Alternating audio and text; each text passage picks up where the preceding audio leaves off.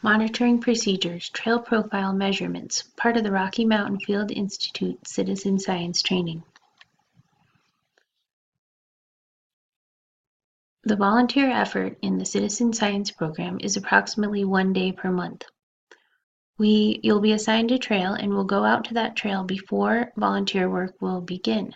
We'll collect baseline measurements, and then we'll collect those same measurements once per month after the work is complete. We'll do this in the Garden of the Gods, and all the equipment you need will be provided to you. After watching this video, you'll be able to characterize the trail profile using longitudinal cross-section and Thalweg measurements. Our data collection objectives are to measure the trail tread depth and width over time. In order to meet this objective, we need to understand what measurements to take and, more importantly, why we're taking them. These measurements characterize the shape of the trail. The shape of the trail relates to how much erosion is occurring. Erosion is a form of resource damage. We carry out restoration efforts like the implementation of trail structures to mitigate erosion and resource damage. Our citizen science measurements will inform us of whether or not the restoration efforts are successful. One piece of field science knowledge you'll need to have is to understand what a transect is. In these pictures, we can see people using transects in a number of ways. It's simply a line along which measurements are taken. Transects can be placed randomly or using a systematic fashion. We need to ask ourselves, where will this transect start? Where will it end? What will you measure along the transect? And how will you know when you have sampled enough?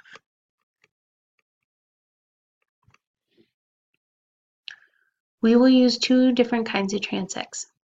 We're going to use the longitudinal measurement of the restored trail profile. This is the length. Longitudinal measurement means length.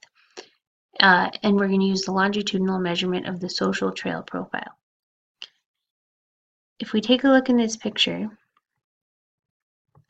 you can see here that there is this light colored line. That is an example of a social trail that we might measure. This is in the Central Valley at the garden. And when we ask ourselves, how will you know when you have sampled enough? We cannot answer this question without starting to sample. So right now, we're going to sample every 30 feet for the entire trail section restored. We did go out and we started with 10 feet, and that seemed like too much data to collect and possibly redundant.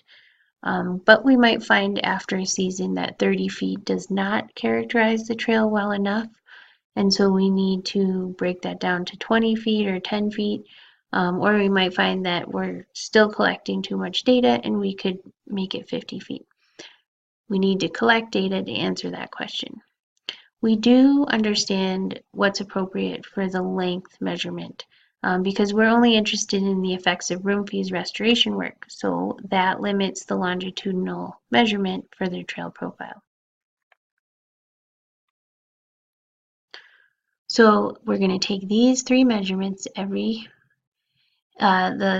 latter two every 30 feet along the trail. So the first measurement is the longitudinal section itself.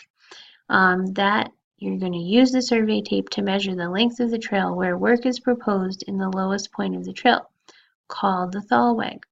Choose a rock or a tree at each end. That will be the photo points for the section, and the starting and ending points for this measurement. Then you'll measure every 30 feet the cross section. So we'll use the measure tape to measure the distance across the trail.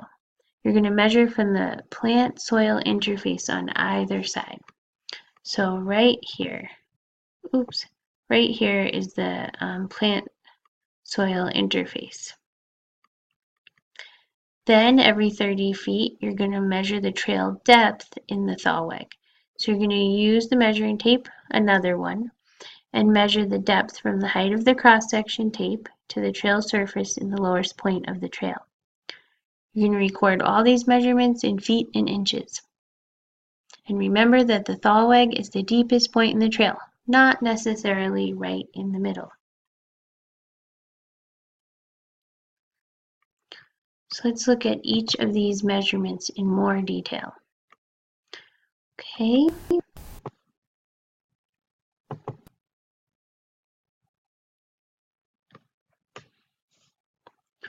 Okay, so they're using the survey tape and they are starting the longitudinal measurement.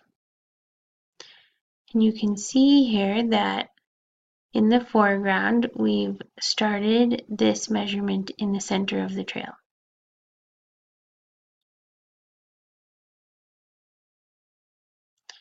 And it might take a little bit of work to keep that on the trail. And you can feed it out. See how he's just kind of feeding out the tape to prevent it from moving around. Notice also in the foreground here that we've intentionally started the tape right next to this tree. This is going to be the photo point at the starting point for the section.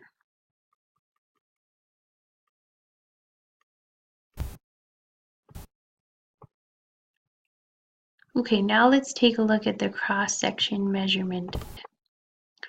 So you'll use the shorter measuring tape to do this.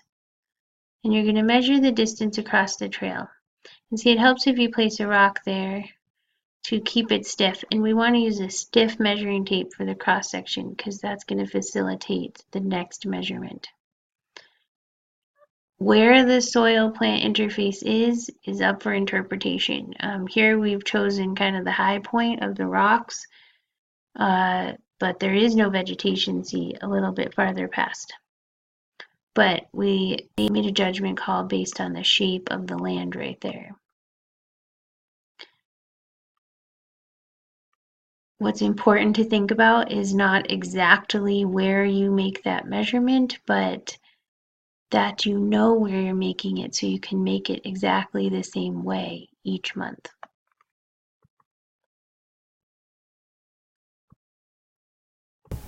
Okay, now we're going to look at the third measurement. So you can see here that the cross-section tape is still in place. That's the yellow one. And we're using the smallest tape just to measure the depth.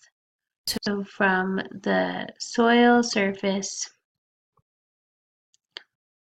to the ground surface at the lowest point in the middle of the trail. Record all these measurements in feet and inches.